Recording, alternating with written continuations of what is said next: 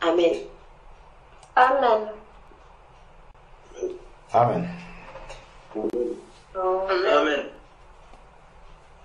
Amen. Amen.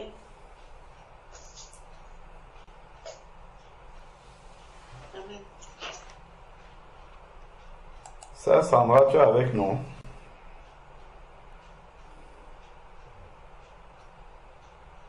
Oui, mon frère. Que Dieu te bénisse abondamment. Amen. À vous aussi. Comment tu vas? Ah. Aïe, aïe. Dans quel sens, mon frère? Dans tous les sens. Bon, dans la santé, ça va. Gloire à Dieu. Dans la foi, hein, bon, ça va aussi un petit peu. Ça va, mais un petit peu. Hein. Alors, je vais lire un verset. C'est dans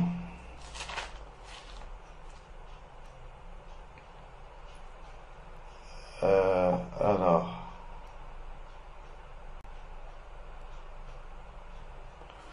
c'est dans les épîtres de Jean.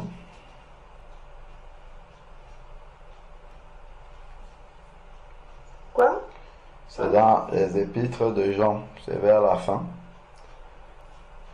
Alors, oui, c'est dans 3 Jean, verset 2. 3 Jean, verset 2.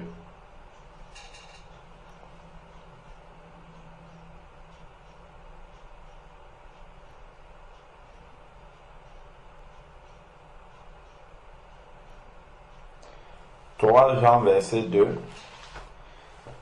C'est à côté d'Apocalypse, il y a Jude et après c'est 3 Jean. Il est écrit, bien-aimé,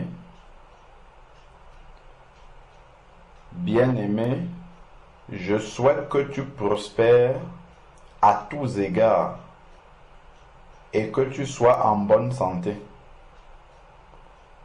comme prospère ton âme.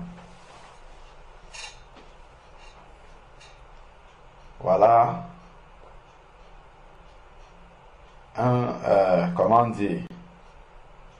la prière de Jean pour l'ancien Agaius.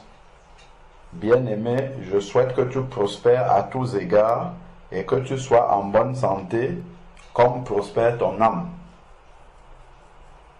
C'est-à-dire que l'état de notre âme, l'état de notre relation avec Dieu doit conditionner le reste. Si je suis en bonne relation avec Dieu, le reste, que ce soit la santé, que ce soit la prospérité dans les autres choses de la vie, ça suit l'état de l'âme. Donc, être dans une bonne relation avec Dieu ne veut pas dire qu'on n'a pas les tribulations. Au contraire, souvent quand on est dans une très bonne relation avec Dieu, les tribulations abondent également. On a l'exemple du Maître, Jésus-Christ, qui tout le temps disait que mon Père et moi, nous sommes un. Donc, on ne peut pas être dans une meilleure relation avec Dieu que celle-là. Et le fait qu'il soit un avec le Père lui attirait beaucoup de tribulations. Énormément même. Donc,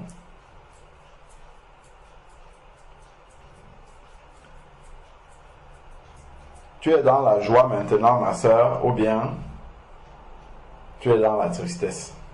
C'est une question.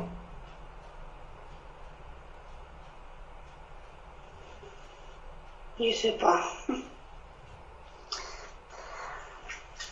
Il y a des jours que je suis content, il y a des jours que je suis triste. Non. Tout dépend de la journée. Quand tu es content, qu'est-ce qui te fait être dans la joie? Par exemple, aujourd'hui, David, j'étais vraiment étonné de ce comportement dans le parc. avant qu'on avait besoin de baskets pour courir devant lui. Et aujourd'hui, on n'a pas couru. Mais ça m'a fait rester vraiment que ça va aller. Ça me rassure que ça va aller. D'accord. Donc, David est un sujet de joie pour toi et aussi un sujet d'action de grâce parce que ça te montre de manière concrète que le Seigneur accompli. Amen. Et qu'est-ce qui te rend souvent triste? La sommage, elle a déjà dit tout. Ah, elle a déjà dit tout. Ok. Viens avec moi dans le livre de Jacques. C'est toi qui vas lire. Jacques.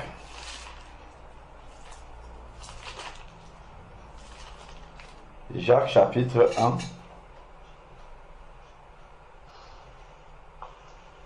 Du verset 2 au verset 4. Si tu peux lire, s'il te plaît. Jacques chapitre 1, verset 2 à 4. Mes frères, regardez comme un sujet de joie complète les diverses épreuves aux laquelle vous pouvez être exposés, sachant que l'épreuve de votre foi produit la patience.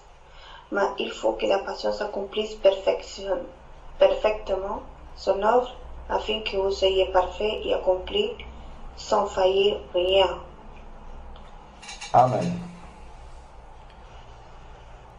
Est-ce que tu vois ce que le Seigneur il dit dans ce passage-là? Il dit, mes frères, considérez comme un sujet de joie complète les diverses épreuves. Donc, en fait,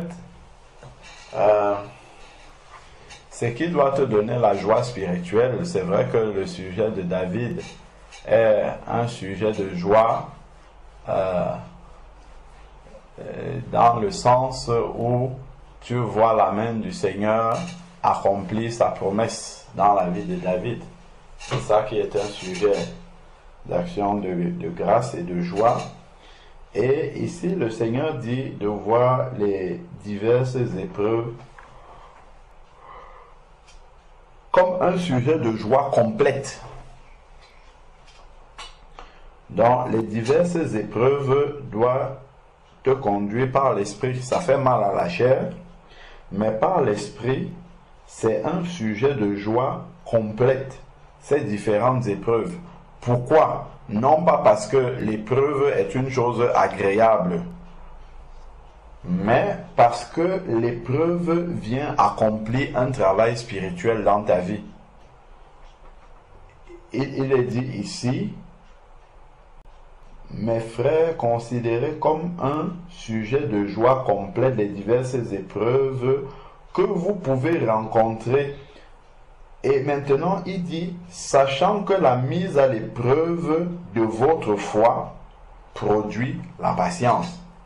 Donc, par exemple, le cousin qui est là-bas et qui ne participe pas, ça, vraiment, c'est pour mettre ta patience à rude épreuve.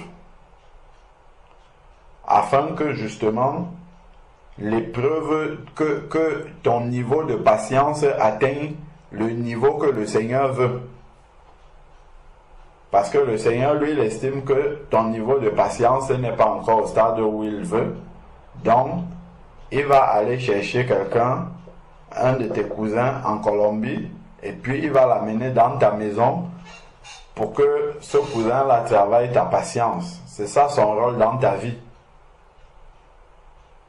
Donc, il est un serviteur du Seigneur, sans le savoir, hein, à ton service. C'est parce qu'en fait, si tu n'as pas une lecture spirituelle comme ça des choses, en fait, le travail que Dieu vient faire dans ta vie va t'attrister. Et ça, c'est une tristesse qui n'est pas spirituelle. C'est une tristesse charnelle. Tu sais ce qui doit produire la tristesse dans la vie d'un enfant de Dieu? je vais regarder si on a un verset dans la parole du Seigneur. Alors, la tristesse dans la vie d'un enfant de Dieu,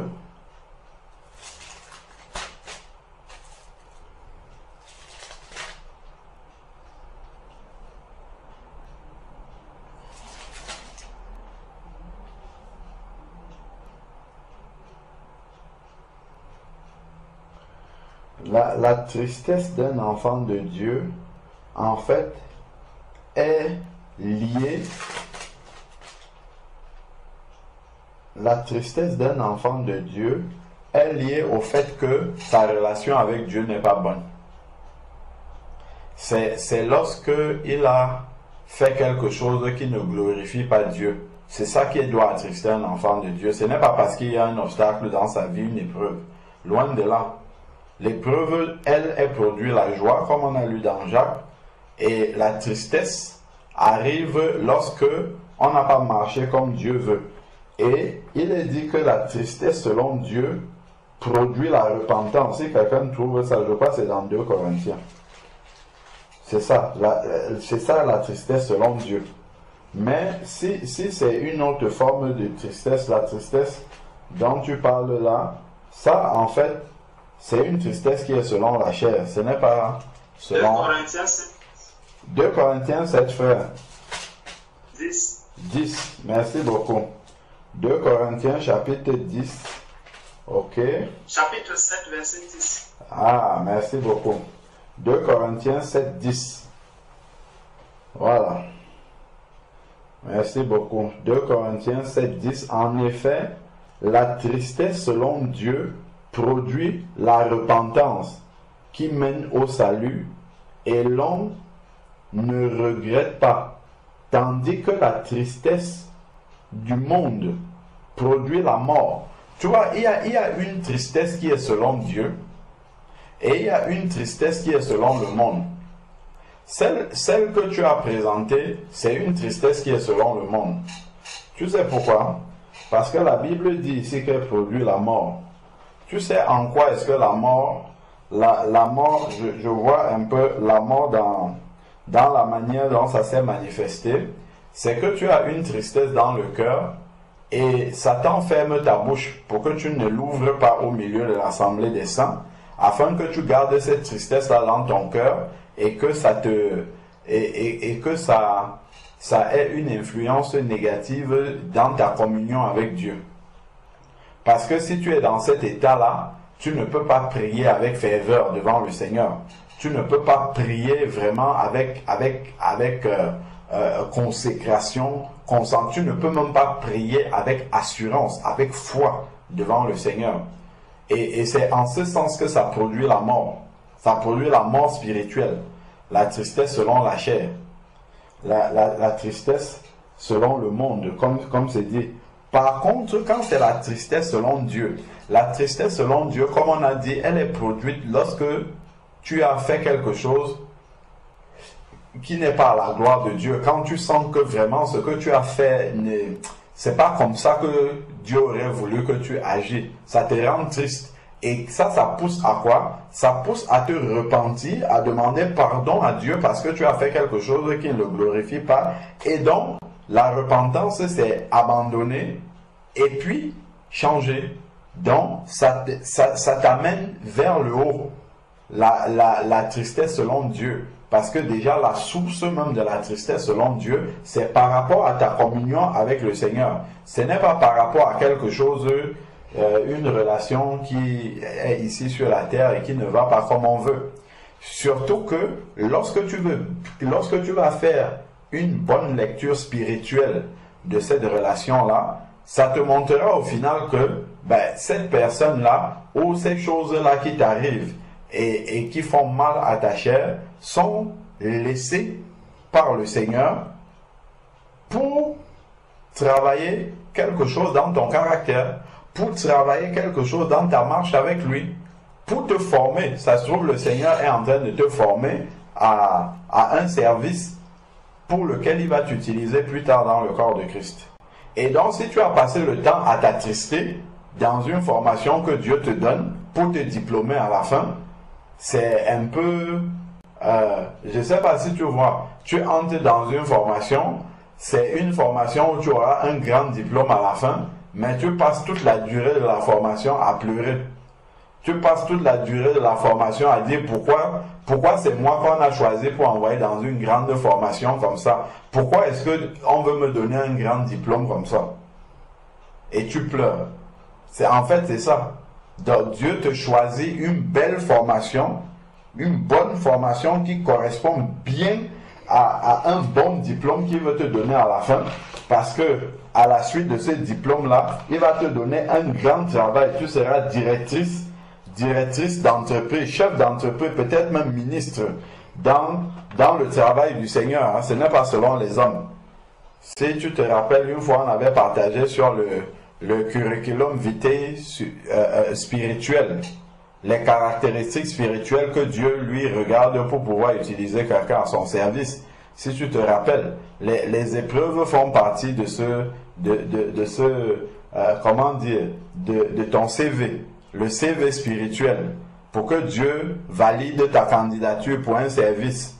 Dans l'avancement du royaume de Dieu, il regarde le CV. Là-dessus, il regarde la manière dont tu passes les épreuves. Donc, si tu as fui toutes les épreuves, ou tu t'es attristé sur toutes les épreuves, donc ça ne pourra pas faire partie de ton CV. Parce que ce qu'on met sur le CV en général, c'est ce qu'on a réussi. Donc, souvent, les gens, ils mettent leur diplôme, j'ai eu tel diplôme, tel diplôme, tel diplôme. C'est parce qu'ils ont passé ces diplômes-là. Je ne pense pas qu'il viendra à l'esprit de quelqu'un de mentionner sur son CV un diplôme qu'il a échoué. Il met là, je ne sais pas moi, baccalauréat, et puis il met à côté échec. Non, s'il met ça sur son CV, c'est parce qu'il a réussi.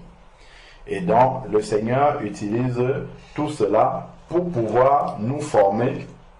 Et les épreuves de chacun, il ne faut pas se plaindre de ces épreuves, il ne faut pas pleurer sur ces épreuves, parce que si tu pleures sur tes épreuves, ça veut dire que Dieu s'est trompé. C'est comme si Dieu, il te voit, tu es encore à la maternelle, il vient, il t'apporte une épreuve de l'université. Oui, là, si on apporte l'épreuve d'université à un enfant de maternelle, s'il est conscient même de ce que ça veut dire, il va se mettre à pleurer parce que ce n'est pas son niveau.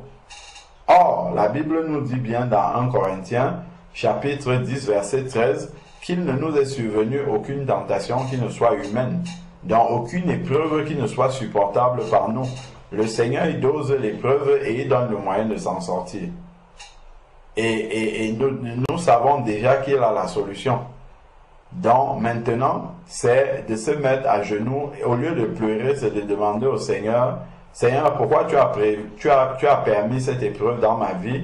Qu'est-ce qui doit être travaillé? Qu'est-ce qui n'est pas encore au niveau que tu veux, afin que je puisse être bien formé, bien solide pour pouvoir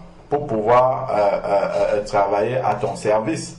Ou alors tous les engagements que tu as pris et où tu n'as pas eu de reconnaissance. Tu as accueilli, je ne sais pas, les saints, tout ça sans avoir de reconnaissance.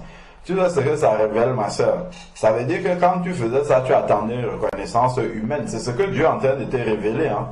Parce que normalement, quand tu fais quelque chose de bon cœur pour Dieu, tu n'attends rien de personne. Tu fais pour Dieu. Si on t'insulte même à la fin, tu dis gloire au Seigneur.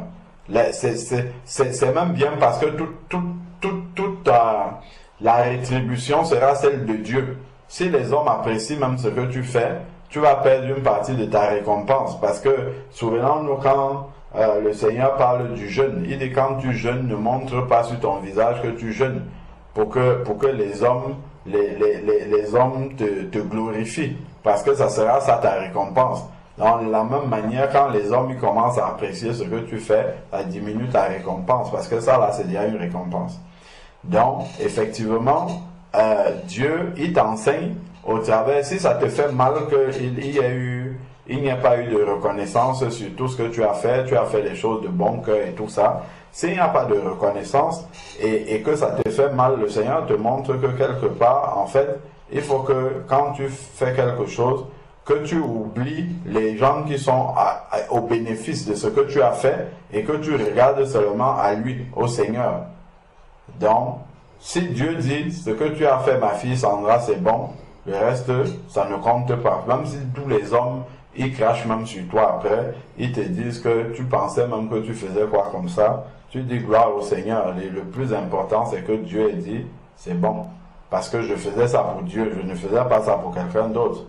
Tu vois, ce sont des petites choses comme ça que Dieu, il travaille encore, il travaille en nous pour nous amener vraiment à la perfection, à ce que tu travailles exclusivement en regardant à lui, en ne regardant pas la reconnaissance ou non des hommes.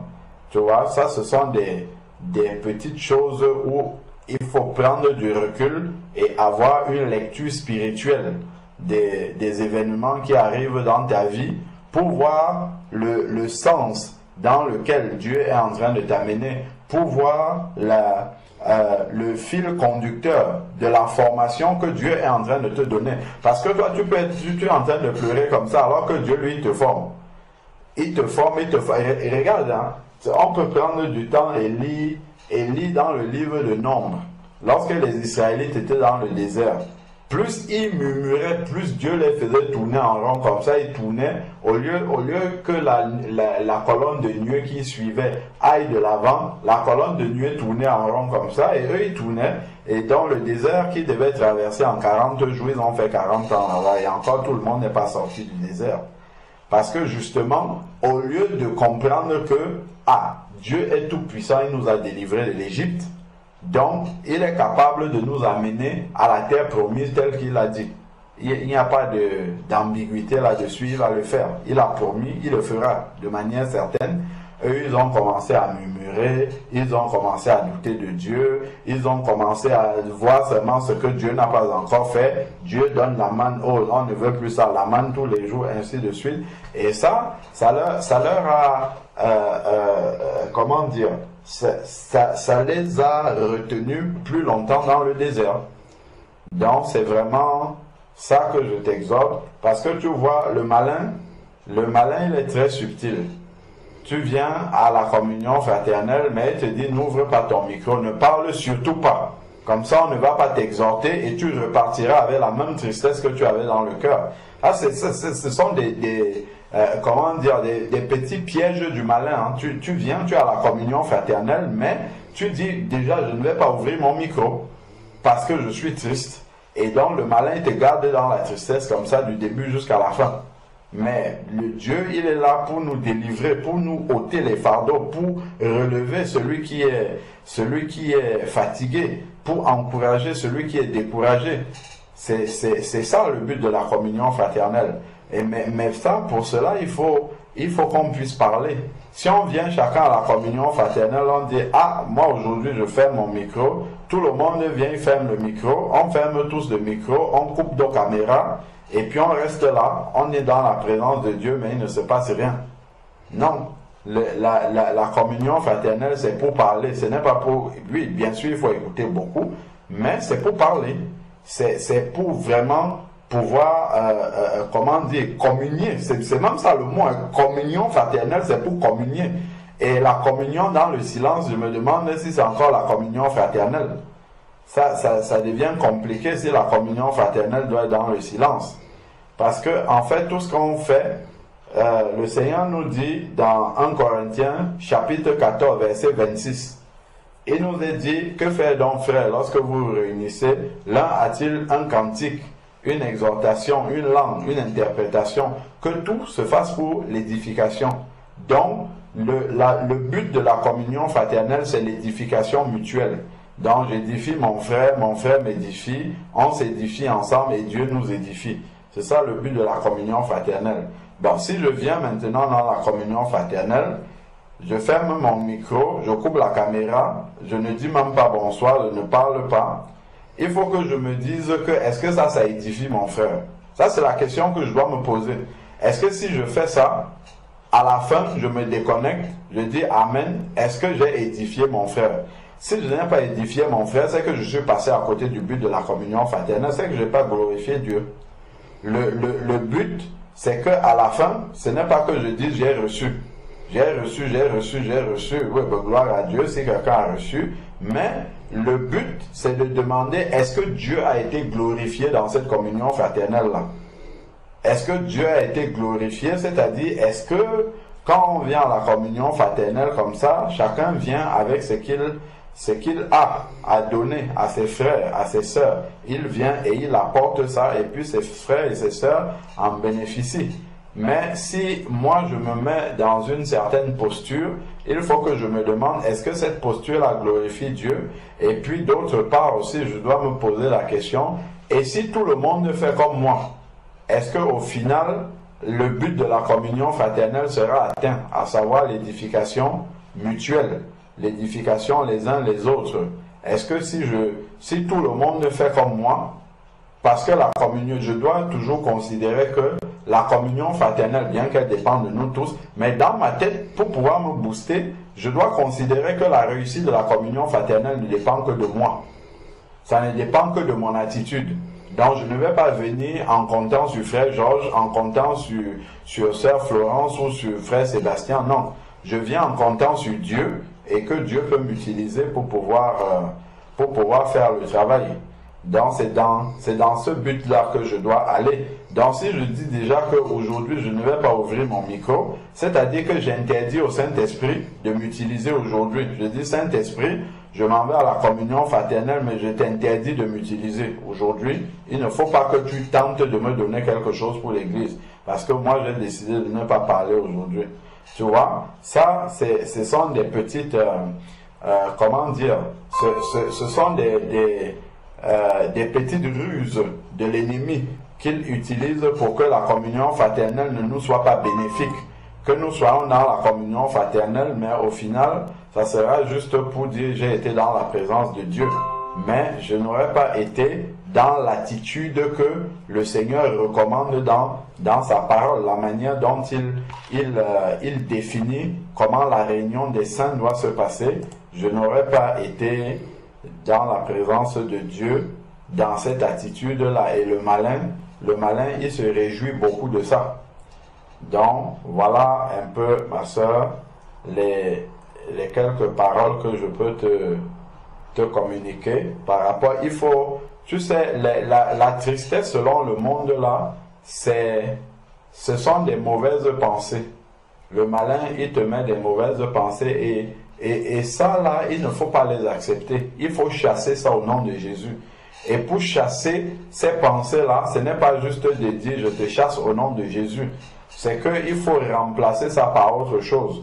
Donc quand ces pensées de tristesse et tout ça arrivent, les versets comme on a lu là, il faut méditer la parole de Dieu, il faut chanter les cantiques au Seigneur, il faut regarder et compter les bienfaits de Dieu dans ta vie, parce que d'ailleurs c'est dit compter les bienfaits de Dieu, c'est en adorant. Quand tu adores, c'est là où tu vois que le nombre est plus grand, est très grand. Mais si tu n'es pas en train d'adorer et que tu veux compter les bienfaits de Dieu, Satan lui va t'amener plutôt tout ce que Dieu n'a pas encore fait. Et c'est ça qui sera grand devant tes yeux et ça va te décourager. Et tu vas même commencer à murmurer et à douter. Et si tu es dans une posture de doute, tu ne seras pas motivé à prier. Parce que c'est l'assurance de l'exaucement qui nous pousse à la prière. Mais si tu es dans une situation de doute, tu n'auras même pas envie de prier. Et ça, c'est le but du malin. Donc, vraiment, ma soeur, il faut prendre la situation en main. Il ne faut pas te mettre en situation de victime, parce que nous avons la victoire sur Satan. C'est lui qui est notre victime, ce n'est pas nous qui sommes sa victime. Donc, il faut prendre l'autorité là-dessus, utiliser les armes spirituelles que le Seigneur t'a données, la louange, la parole de Dieu, la méditation et la prière, tout ça, la communion fraternelle, tout ça, c'est là pour aider vraiment à prendre le dessus. Sinon, le malin, lui, sera toujours content de te garder dans la défaite, dans la plainte, dans « Ah non, il y a ça, ça ne va pas. Ah, ça aussi, ça ne va pas. » Si tout va bien dans ta vie, Dieu t'enlève la minute d'après. C'est que tu n'as plus rien à faire sur la terre ici. Si nous sommes sur la terre, c'est parce que nous devons être confrontés encore à beaucoup de tribulations. C'est ce qui est écrit dans Actes chapitre 16. Ici, il est écrit que c'est par beaucoup de tribulations, chapitre 14, je crois, c'est par beaucoup de tribulations qu'il nous faut entrer dans le royaume des cieux. Donc, comme la sœur Nadia, je crois, disait dans sa prière, la vie du Seigneur Jésus-Christ a été parsemée de tribulations. Les premières tribulations du Seigneur Jésus-Christ ont commencé dès sa naissance. Sa naissance, c'était déjà dans les tribulations. Il n'est pas né dans la ville où ses parents vivaient, il fallait qu'il aille naître dans une autre ville où il n'avait pas de maison. Et donc, là où on ne voulait pas l'accueillir, on l'a accueilli au milieu des animaux, dans l'étable misérable. Donc, il est arrivé déjà dans une situation de tribulation. Ces tribulations ont commencé dès la naissance. Et après, Hérode a voulu tuer tous les enfants pour pouvoir tuer Jésus-Christ. Donc voilà encore une deuxième tribulation, étant bébé. Donc étant bébé même, ne pouvant même pas parler, il avait déjà les tribulations. Et ça nous montre vraiment le chemin du disciple. Parce que lorsque Jésus est né, la naissance de Jésus-Christ, la Bible nous dit qu'il est né selon la puissance, enfin il est né par la puissance du Saint-Esprit. Donc de la même manière que la nouvelle naissance spirituelle que nous expérimentons lorsque nous rencontrons le Seigneur, c'est une naissance spirituelle et donc c'est à l'image de la naissance physique de Jésus-Christ.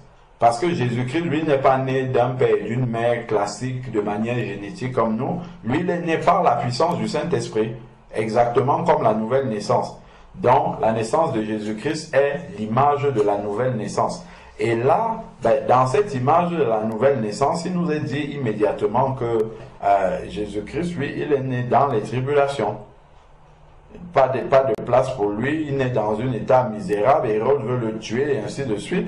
Donc nous aussi, dès la nouvelle naissance, immédiatement, on embrasse les tribulations parce que nous avons embarqué Jésus-Christ avec nous et le monde en veut à Jésus-Christ. C'est ce qu'il dit dans sa parole dans Matthieu 10. Si le monde m'a haï, vous haïront aussi. Le monde était d'accord avec notre sœur Hélène tant qu'elle n'était pas passée dans les eaux du baptême. Dès qu'elle a envoyé la vidéo de son baptême au monde, voilà maintenant que les gens se sont dressés. Ah bon, c'est le chemin là que tu as pris, ainsi de suite. Et là, les tribulations commencent parce qu'elle a pris Jésus-Christ avec elle et le monde est contre Jésus-Christ. Donc dès que tu embrasses Jésus-Christ, le monde devient contre toi aussi. Et là, tant que tu ne laisses pas Jésus-Christ de côté, le monde aura des tribulations contre toi, enfin, aura une dent contre toi, et ça va engendrer des tribulations, et Dieu va laisser arriver ces tribulations, comme pour Jésus-Christ. Dieu n'est pas arrivé et dit que mais comment mon fils peut venir dans ce monde-ci, c'est seulement dans une étable misérable qu'on va le loger. J'ordonne qu'il aille dans la plus grande clinique qui existait là-bas à Bethléem. Dieu était capable de faire ça. Il était capable de faire ça, mais il n'a pas fait. Il a laissé que Jésus naisse dans une étable misérable. C'est ça. Dieu a laissé parce que c'était pour nous montrer le chemin du disciple, qui est un chemin d'épreuve du début jusqu'à la fin. Jésus est mort dans une épreuve encore. La croix, c'était la plus difficile de toutes les épreuves. Il est né dans l'épreuve, il est mort dans l'épreuve, toute sa vie a été épreuve seulement jusqu'à la fin. Or, il était toujours dans la joie. C'est pour ça que Jacques peut dire que regardez comme un sujet de joie complète les multiples épreuves qui nous arrivent, parce qu'elles viennent pour nous former, pour fortifier notre foi et pour que notre foi soit éprouvée, comme le frère Gabin nous a cité le verset de 1 Pierre 7, afin que l'épreuve de notre foi, plus précieuse que l'or périssable, qui cependant est éprouvée par le feu. Le feu des épreuves. Les épreuves, c'est pour éprouver notre foi, et pour résultat la louange, la gloire et l'honneur lorsque Jésus-Christ paraîtra. Donc c'est ça le but des épreuves que nous passons dans la vie. Donc il est vital spirituellement d'avoir une bonne lecture de ce qui nous arrive. Sinon, on va entrer dans les murmures et ça risque de rallonger nos épreuves. Parce que quand tu rentres dans les murmures, le Seigneur dit, ah, tu veux murmurer, hein? Attends, alors on va, en plus de ce que je voulais travailler dans ton épreuve, il faut que je rajoute un petit supplément pour travailler les murmures aussi. Et donc, ça fait rallonger tes épreuves, alors que le Seigneur avait dosé juste pour travailler peut-être la patience, mais comme il voit que tu murmures en plus, donc il va rallonger l'épreuve pour que dans le même sujet, tu aies la patience sur une bonne partie, et puis les murmures en plus. Tu vois, et là, ça peut rallonger les épreuves. Et si en plus des murmures, il y a autre chose qui vient là, maintenant, ben, le Seigneur va rallonger l'épreuve à chaque fois pour travailler tout ce qui vient se révéler au travers d'une épreuve. Donc, voilà, ma sœur, que Dieu te fortifie et te donne de discerner toujours au travers de ce que tu vis, le travail que le Seigneur est en train de faire et ce qu'il veut faire dans ta vie. Amen. Amen, mon frère. Amen. Amen. J'ai bien compris ce que tu voulais me dire, mon frère. Amen. C'est simplement, je ne suis pas fidèle dans ma petite épreuve. Je ne serai pas fidèle dans ma grande épreuve. Je serai ingrat avec son bon frère. Gloire à Dieu si tu as compris, ma sœur. Que Dieu te bénisse et qu'il te fortifie. Amen. Amen. Merci. Amen. Merci.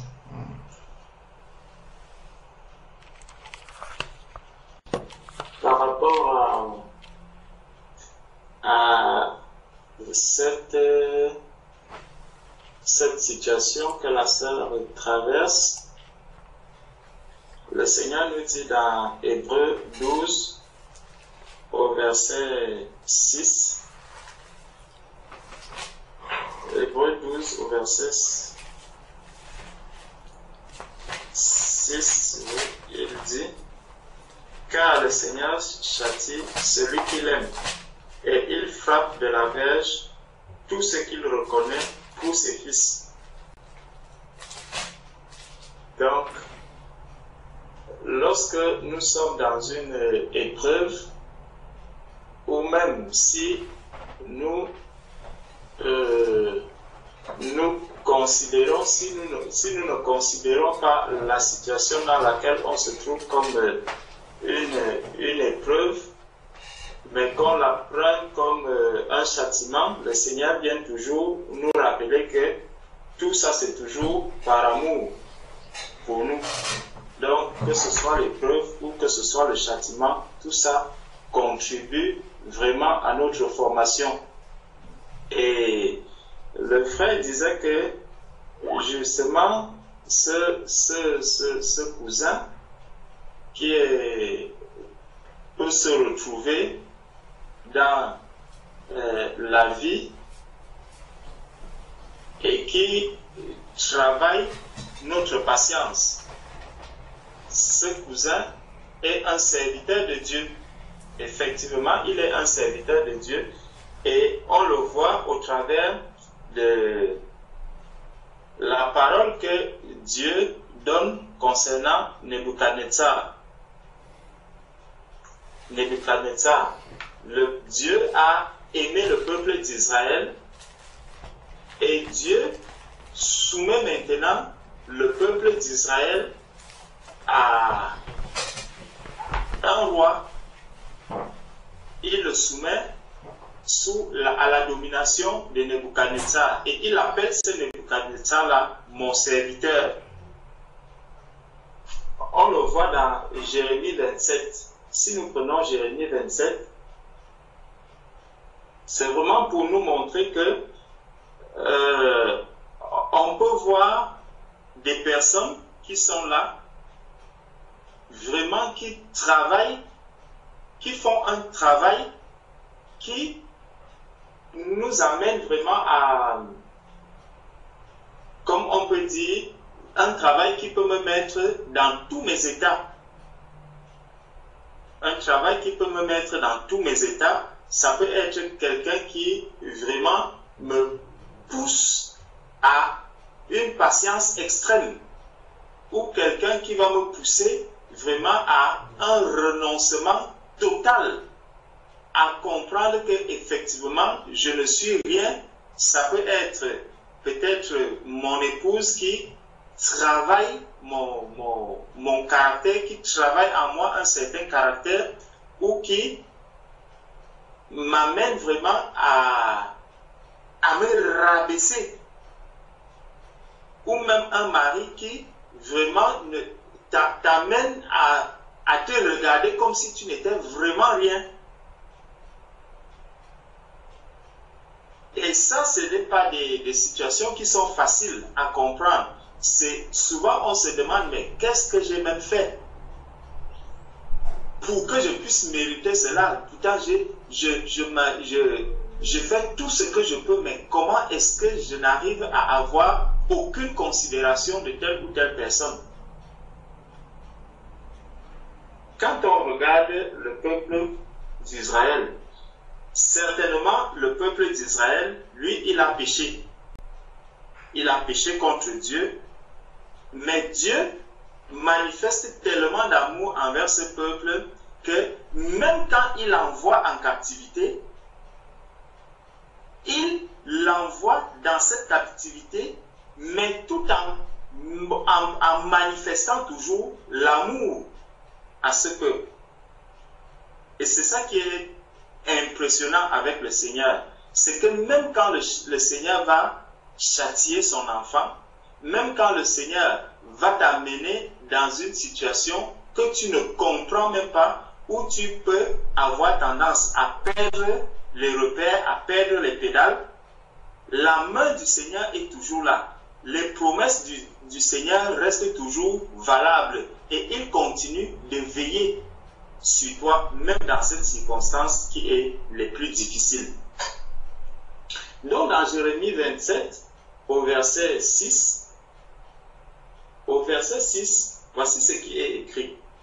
Maintenant, je livre tous ces pays entre les mains de Nebuchadnezzar, roi de Babylone. Mon serviteur, je lui donne aussi les animaux des champs pour qu'ils lui soient assujettis. Vous voyez, il prend son peuple, il le donne en captivité, et celui qui prend ce peuple-là en captivité, il l'appelle mon serviteur. Il dit mon serviteur entre les mains de Nebuchadnezzar, roi de Babylone, mon serviteur. Je lui donne aussi les animaux des champs pour qu'il lui soit assujetti.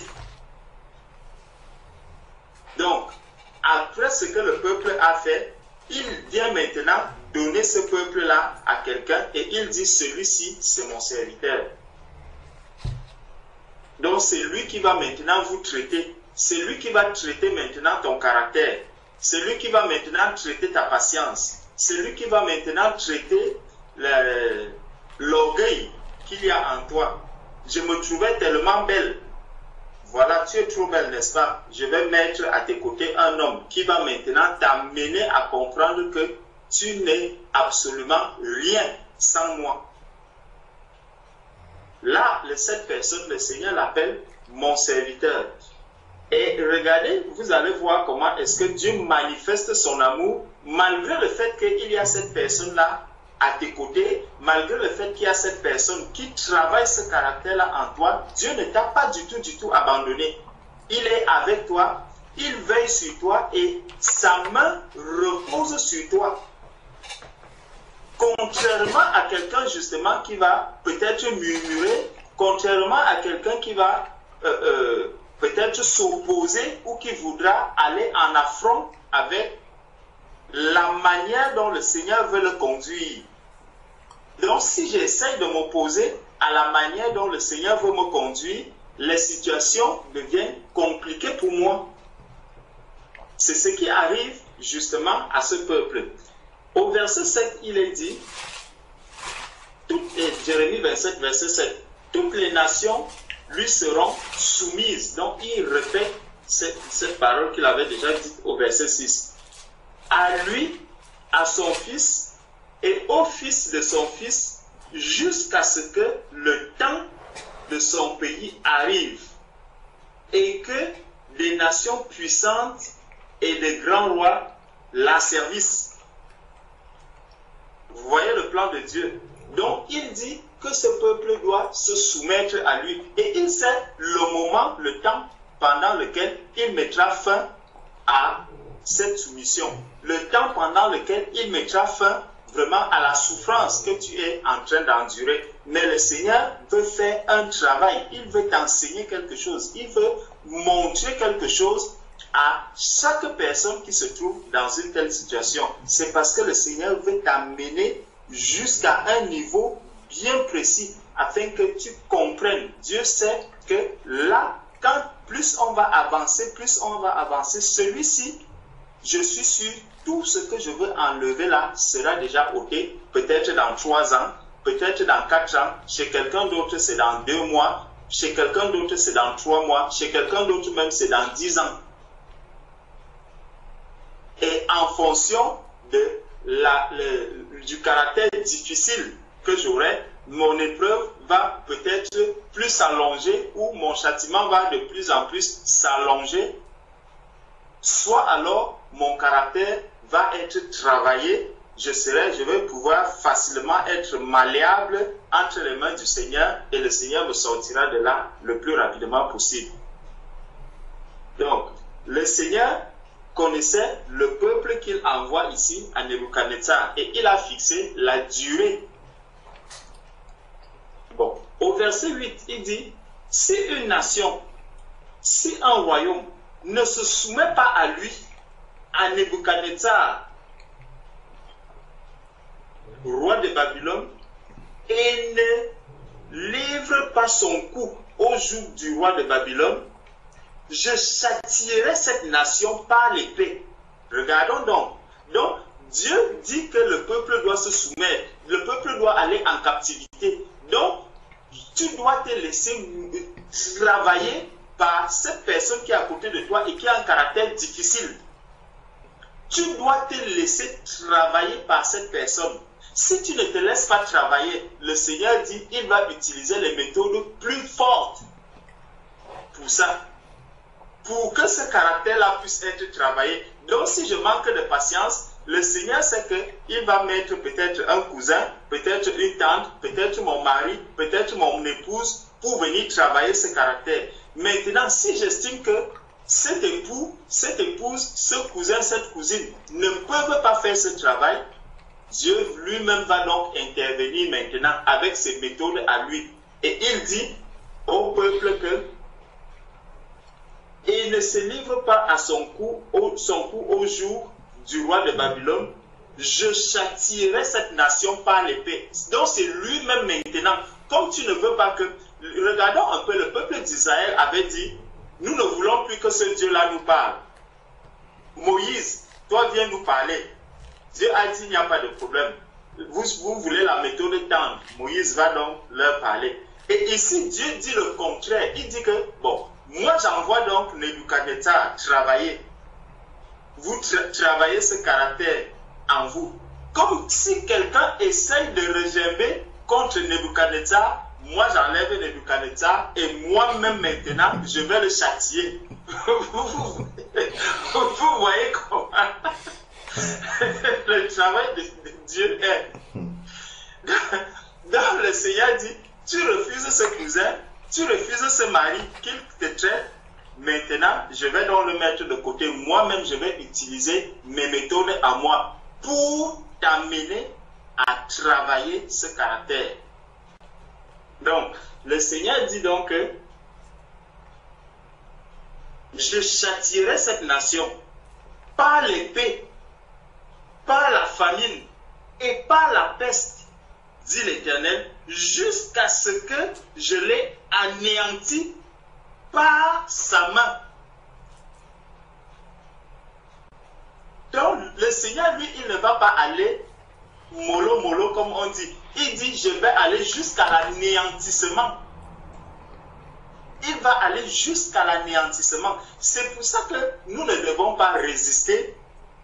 Lorsque je me retrouve dans une situation difficile, je me retrouve dans une épreuve, il ne faut pas que je rejette. Il ne faut pas que je m'oppose à la situation, mais plutôt je dois m'humilier aux pieds du Seigneur. je dois demander pardon à Dieu, je dois pleurer devant le Seigneur, je dois m'incliner devant la sainteté du Seigneur, afin que le Seigneur me fasse grâce. Sinon, il dit, il va t'anéantir. Si je m'oppose à la décision, le Seigneur a dit, allez en captivité. Donc, si tu es sage, je crois même c'est quelque part là aussi, plus loin, il va dire, vous ne devez pas résister aux Chaldéens. Vous devez aller vraiment main levée, vous laisser emporter, aller vous donner vous-même. Je ne veux pas me mêler de cela, parce que si je m'y mêle, vous savez les méthodes que moi je vais utiliser, ça sera l'épée, ça sera la famine, ça sera tout le reste. Pourtant, celui qui va à cela, on va voir comment est-ce que le Seigneur, lui, il va le traiter. Le Seigneur dit l'obéissance vaut mieux que les sacrifices. Lorsqu'on s'obéit à Dieu, lorsque je vois que le Seigneur m'a conduit sur tel chemin, vraiment, Père, donne-moi seulement la force de tenir. Je vois, on est en train de me traiter ici durement. Père, donne-moi seulement la force de tenir face à tout ce qui est en train de se passer. Donc, il dit jusqu'à ce que je l'ai anéanti par sa main. Bon. Donc, on va sauter une bonne partie ici. Et on va maintenant tomber dans Jérémie. Allons dans Jérémie chapitre 29. Dans Jérémie chapitre 29. Voici ce que le Seigneur dit. Voici le contenu de la lettre que Jérémie le prophète envoya de Jérusalem au reste des anciens en captivité. Regardez donc ceux qui ont obéi à Dieu, ceux qui ont compris que non, le Seigneur a dit nous irons en captivité. Je me laisse conduire dans cette captivité. Le Seigneur a mis son serviteur à côté de moi pour traiter mon caractère, pour m'amener à l'obéissance, pour m'amener à la soumission, pour travailler ma patience, pour enlever l'orgueil qu'il y a en moi, pour ôter ce mauvais caractère qui est en moi, pour enlever la bouche qui n'arrive pas à se tenir à carreau, qui n'arrive pas à ne pas dire, à ne pas trop bavarder. Il y a quelqu'un qui travaille cela en moi. Comme je veux donc m'opposer, le Seigneur dit, moi-même je vais le traiter. Si je me laisse maintenant traiter par un homme, par celui que le Seigneur a placé à côté de moi, regardez comment son amour va se manifester. Il dit, voici le contenu de la lettre que Jérémie le prophète envoya de Jérusalem au reste des anciens en captivité, aux sacrificateurs, aux prophètes et à tout le peuple. Et là, le Seigneur ne fait exception de personne. Toute personne. Donc, ce n'est pas que c'est tel frère seulement qui va se retrouver dans cette situation. C'est telle sœur seulement. C'est telle personne qui est plus affermie. C'est lui, il sera épargné. Non. Nous passons tous par des moments difficiles. Nous passons tous par les épreuves. Nous passons tous par les châtiments. Tous, nous passons tous par ces moments-là. Pendant que nous sommes ici sur la terre, le Seigneur dit, je châtie celui que j'aime. Il dit, je vais éprouver. Nous passons tous par ces épreuves. Et le traitement du Seigneur ne va pas différencier, ne va pas varier en fonction de la tête de X ou la tête de Y. Non.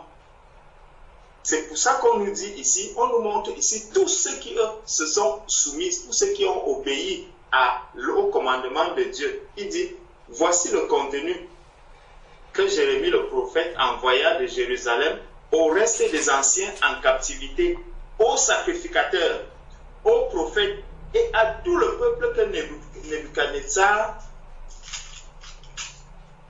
avait amené captif de Jérusalem à Babylone. Après que le roi Jéconia, la reine, les eunuques, les chefs de Juda et de Jérusalem, les charpentiers et les serruriers furent sortis de Jérusalem, il est remis à Éléazar, fils de Shaphan, et à Gemaria, fils de Ikidja, envoyé à Babylone par Sédécias, roi de Juda, auprès de Nebuchadnezzar, roi de Babylone. Elle était ainsi conçue. Ainsi parle l'Éternel des armées, le Dieu d'Israël, à tous les captifs que j'ai amenés de Jérusalem à Babylone. Nous comprenons que ce n'est pas Nebuchadnezzar qui a fait quoi que ce soit. C'est le Seigneur lui-même qui te conduit dans l'épreuve. C'est lui-même qui te conduit dans l'épreuve. C'est lui-même qui t'amène la personne qui va te châtier, la personne qui va te traiter, la personne qui va faire le travail. C'est le Seigneur lui-même qui amène la personne. Et il dit donc, voici donc, regardez donc l'amour du Seigneur.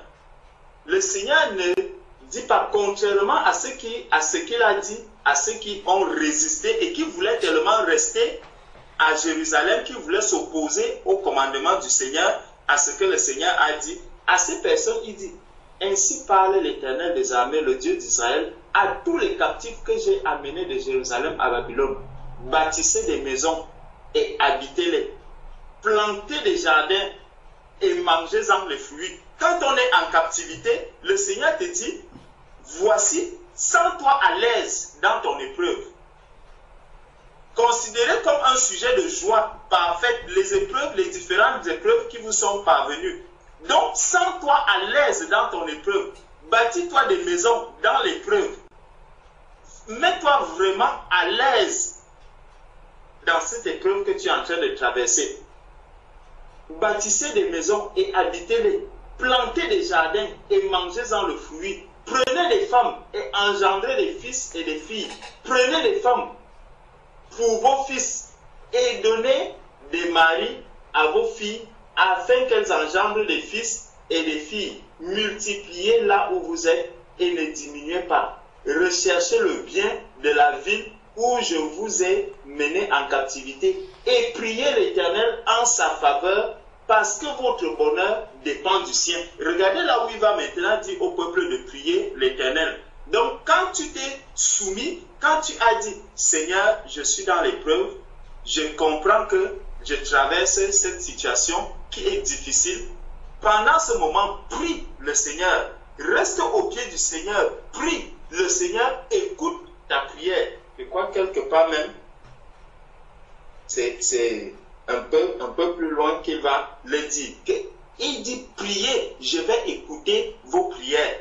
Parce que vous avez obéi, parce que tu as compris que Seigneur, je suis un disciple. Le disciple n'est pas plus grand que son maître. Mon maître a emprunté ce chemin. Moi aussi, je suis en train d'emprunter ce chemin. Et je ne suis pas dans ce chemin parce que s'il y a eu une faute, alors là, je suis châtié, je me retrouve dans ce chemin. Mais même dans le châtiment, le Seigneur a dit que c'est par amour qu'il te châtie. Donc, il va toujours te manifester son amour, même dans ce châtiment. Et si c'est le cas d'une épreuve, alors je dois savoir que le Seigneur est toujours avec moi dans cette épreuve. Donc, si je me mets maintenant à murmurer, à contester l'épreuve, le véritable problème se pose. C'est que je suis en train de contester la manière dont le Seigneur veut me conduire. Je suis en train de vouloir m'opposer au chemin que le Seigneur veut me faire emprunter. Il dit, car ainsi parle l'Éternel des armées, le Dieu d'Israël. Ne vous laissez pas tromper par des prophètes qui sont au milieu de vous et par vos devins. N'écoutez pas vos songeurs dont vous provoquez les songes, car c'est le mensonge qu'ils vous prophétisent. À mon nom, je ne les ai... Bon. Mais voici ce que dit l'Éternel. Dès que 70 ans seront écoulés pour Babylone, je me souviendrai de vous et j'accomplirai à votre égard ma bonne parole en vous ramenant dans ce lieu. Donc, il y a un moment où le Seigneur dit, là, c'est bon. On a déjà tellement travaillé ton caractère. Je constate que le caractère a déjà bien été travaillé. Tu t'es vraiment senti dans dans ce lieu comme je le désirais, comme je le voulais, alors je mets fin à cela. Maintenant, je te ramène. Dit, car je connais les projets que j'ai formés sur vous, dit l'Éternel, projets de paix et non de malheur, afin de vous donner un avenir et de l'espérance. Donc, le Seigneur ne nous conduit pas dans une épreuve sans qu'il ne sache où est-ce qu'il nous amène. Non. Si le Seigneur nous fait passer par une épreuve, il sait là où il veut nous amener. Il sait le chemin par lequel il veut nous passer. Et il sait quand est-ce que nous allons arriver. Parce que je peux me dire, bon voilà, pourquoi est-ce que telle personne me fait souffrir autant? Pourquoi est-ce que telle personne, lui, il est là, il ne fait rien à côté de moi? C'est moi qui donne l'argent, c'est moi qui donne à manger, c'est moi qui donne le lit, c'est moi qui donne ceci. Mais en retour, je ne reçois rien de bon, aucune reconnaissance, aucune ceci. Tout cela, quand je commence à parler de la sorte, le Seigneur dit, ah, tu veux le faire sortir, un jour tu es tellement fâché, tellement énervé, tu dis, sors de chez moi. Le jour où tu dis, sors de chez moi, le Seigneur dit, ok, tu ne veux pas de mon serviteur à tes côtés, moi-même, je récupère la chose. Là, toi, tu ne pourras pas me chasser. Je suis omniprésent, omniscient, donc, nulle part tu ne pourras fuir devant ma face. Le traitement va donc être plus dur. Il dit jusqu'à l'anéantissement. Là, il va chercher seulement à t'anéantir. Donc, pour éviter d'être anéanti, je dois laisser, quand je regarde comment la personne même dont je prends soin, il finit même de manger, il laisse le plat sur la table. Je lui dis, mais est-ce que tu ne peux même pas débarrasser? Attends, ce n'est pas parce que tu m'as donné à manger que tu me demandes aussi de débarrasser le plat. Là, je sens encore comment ma tension va encore monter davantage. Je vais encore monter d'un cran pour lui dire même vomir la nourriture que tu as mangée. Le Seigneur te dit non, dans ces conditions, comprends que le combat est en train d'être très élevé. Tu enlèves le plat, tu vas poser et tu commences seulement à prier pour la personne. Donc, comprenons comment difficile que nous traversons. Et quand on regarde, c'est à ce peuple-là que le Seigneur va dire par la suite que voici, je lui donnerai la guérison et la santé. Là, c'est au chapitre 33. Il continue maintenant à faire des grandes promesses à ce peuple-là qui s'est soumis. Donc, nous devons vraiment apprendre dans les épreuves. Je nous assure, le message sur les épreuves est très important. Il nous permet vraiment de grandir. C'est dans les épreuves que nous grandissons. C'est dans les épreuves, les châtiments que l'on comprend et que l'on reçoit vraiment les merveilles du Seigneur. Le caractère de Christ vraiment se forme en nous.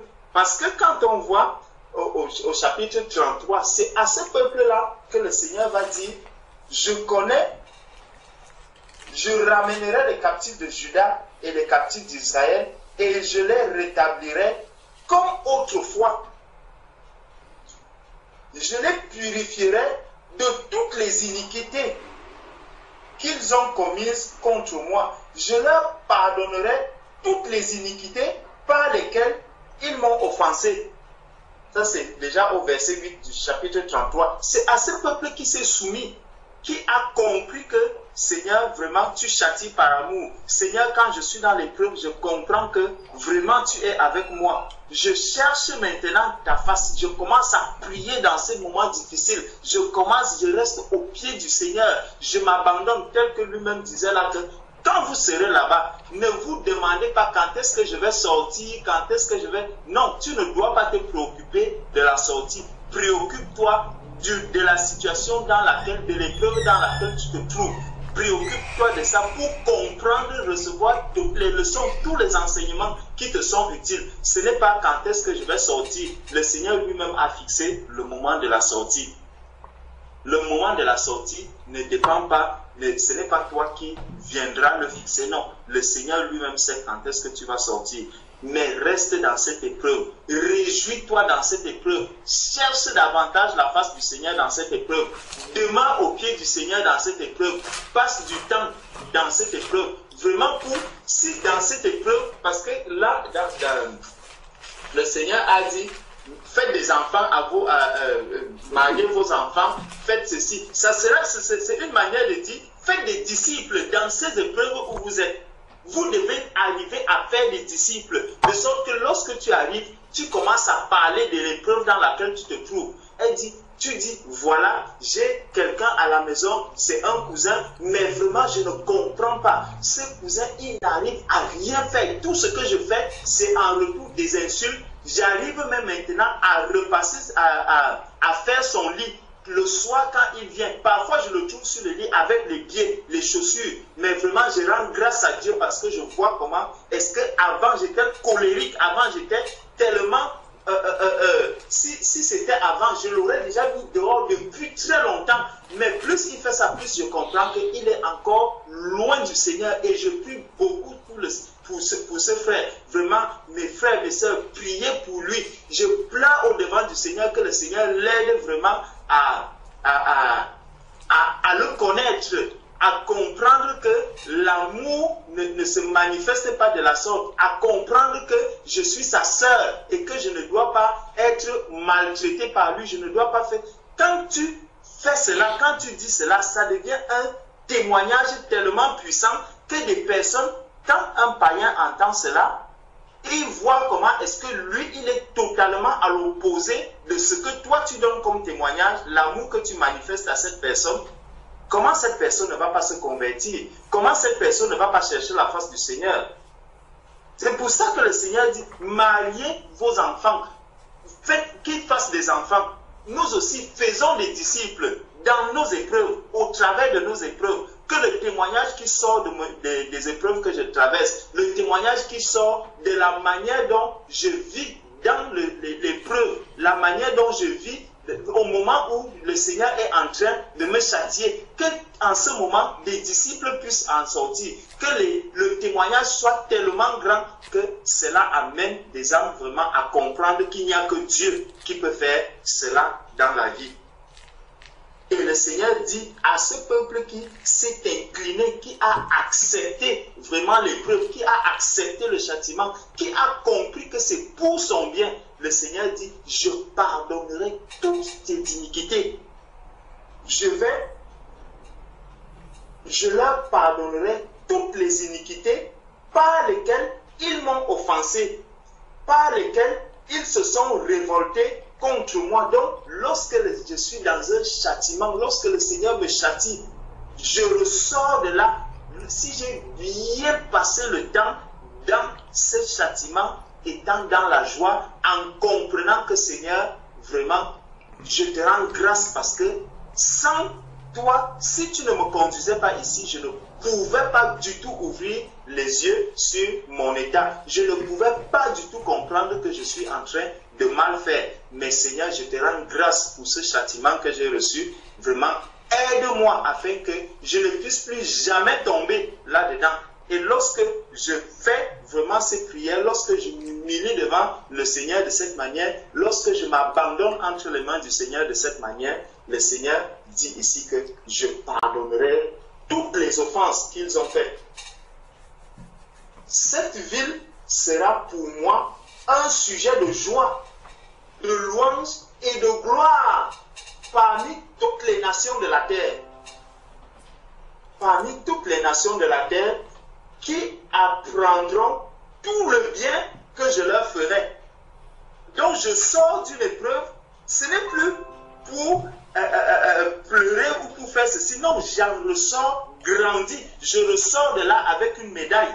Je ressors de là avec une décoration. Donc le Seigneur me décore au travers des épreuves que je traverse, au travers de la manière dont je sors du châtiment. Je peux être décoré, comme je peux aussi en sortir étant tellement dégradé. Donc j'avais même un grade au-dessus, on m'enlève encore ce grade-là. C'est le cas de ceux qui ne se sont pas soumis, qu'on a vu tout au début, où le Seigneur dit, moi-même je viendrai les anéantir. Mais quand j'ai accepté d'y entrer, j'en ressors vraiment grand.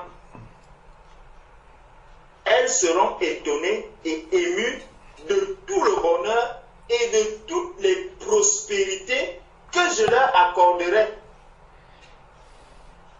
De toutes les prospérités que je leur accorderai. Donc, au travers de tout cela, il y a des grandes promesses qui sont attachées aux épreuves. Ainsi parle l'Éternel, on entendra encore dans ce lieu dont vous dites, il est désert, il n'y a plus d'hommes, plus de bêtes. On entendra dans les villes de Juda et dans les rues de Jérusalem dévastées, privées d'hommes, d'habitants, de bêtes, les cris de réjouissance et les cris d'allégresse, les chants du fiancé et les chants de la fiancée, la voix de ceux qui disent « Louez l'Éternel des armées, car l'Éternel est bon, car sa miséricorde Dieu a toujours. » Donc ça c'est le prix, la récompense, la joie que l'on reçoit lorsqu'on sort du châtiment, lorsqu'on a réussi vraiment une épreuve, lorsqu'on a réussi, on est sorti d'un châtiment ou d'une épreuve vraiment, ayant bien compris ce qui s'est passé, ayant accompli vraiment ce que le Seigneur attendait de nous. Donc, vraiment, ma soeur, nous devons, pas seulement toi, ma soeur, mais nous tous, nous devons comprendre que lorsque on est dans une situation trouble, comme on dit souvent quand on est dans l'avion, on dit nous sommes en train de traverser des zones de turbulence. Donc lorsqu'on traverse les zones de grande turbulence, il faut davantage, et c'est là où on dit dans l'avion, on dit serrer les ceintures. Donc mettez les ceintures. Pendant les zones de grande turbulence, il faut mettre la ceinture, s'asseoir et se concentrer. Parce que ce n'est plus le moment, quand vous êtes debout dans l'avion, on vous dit non monsieur, allez vous asseoir. Là, nous allons nous engager dans une zone de grande turbulence. Donc, dans ces zones de grande turbulence spirituelle aussi, il faut qu'on serre les ceintures, qu'on se concentre bien et qu'on attende maintenant les ordres qui viendront de la cabine.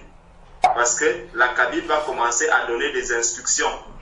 Asseyez-vous, regardez, faites ceci. Déjà, on vous donne, et c'est ça, parce qu'au début du voyage, on va vous montrer comment est-ce qu'on va utiliser tout l'équipement qu'il nous faut. Et c'est cet équipement-là aussi que le Seigneur nous a donné. Toutes les armes spirituelles, elles vont nous être utiles durant cette traversée pour que nous en sortions vraiment bien grandis dans la joie et avec des réjouissances pour dire vraiment Dieu est bon. Parce que quand je vous assure, quand quelqu'un sort d'une épreuve, ayant bien compris, ayant bien reçu du Seigneur, il en sort toujours dans la joie, c'est toujours avec de la louange qu'on ressort de là. On ne ressort pas d'une épreuve. Si quelqu'un ressort d'une épreuve, la tête baissée, c'est qu'il a perdu l'épreuve. C'est qu'il en pleure. Mais quand on ressort d'une épreuve qui a peut-être duré longtemps, tu vois comment l'épreuve dure longtemps. Tu vois comment elle dure, elle dure, elle dure. Le jour où tu sors de cette épreuve, vraiment ce n'est que des louanges. C'est une joie immense qui t'envahit.